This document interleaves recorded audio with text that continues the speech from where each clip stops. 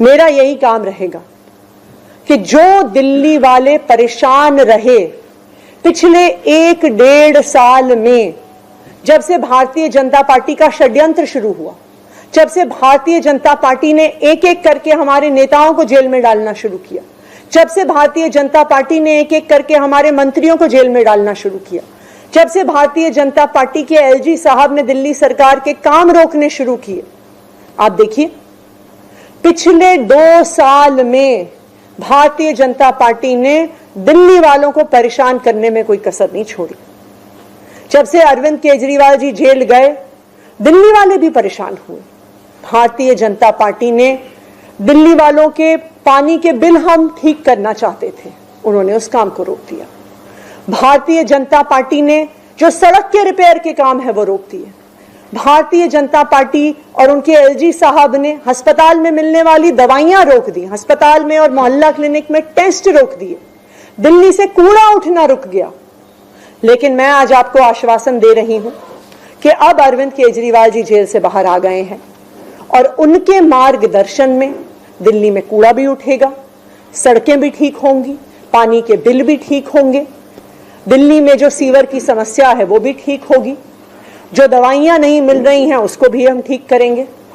मैं दिल्ली वालों को यह आश्वासन देना चाहती हूं कि अब अरविंद केजरीवाल जी जेल से बाहर हैं, भारतीय जनता पार्टी का कोई भी षड्यंत्र हम सफल नहीं होने देंगे। आज क्यों अरविंद केजरीवाल जी दिल्ली के मुख्यमंत्री नहीं हैं? क्योंकि भारतीय जनता पार्टी की केंद्र सरकार ने अरविंद केजरीवाल जी के खिलाफ षड्यंत्र रचा, उन पर झूठे मुकदमे लगाए, उनको इन झूठे फर्जी मुकदमों में गिरफ्तार किया, उनको 6 महीने से ज्यादा जेल में रखा, उनको तोड़ने की, उनको दबाने की हर संभव कोशिश करी। लेकिन अरविंद केजरीवाल जी टूटे नहीं, अरविंद केजरीवाल दबे नहीं।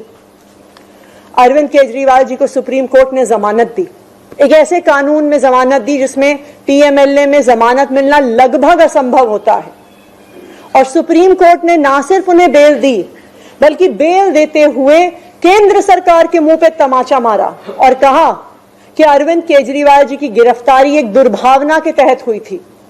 ये कहा कि केंद्र सरकार की एजेंसी सीबीआई, ईडी पिंजरे में बंद एक तोते की तरह हैं जो सिर्फ अपनी मालिक की आवाज में बोलती हैं। हो सकता है कि कोई और नेता होता तो उनके लिए अदालत का यह फैसला काफी था और वो तुरंत जाके मुख्यमंत्री की कुर्सी पर बैठ जाते।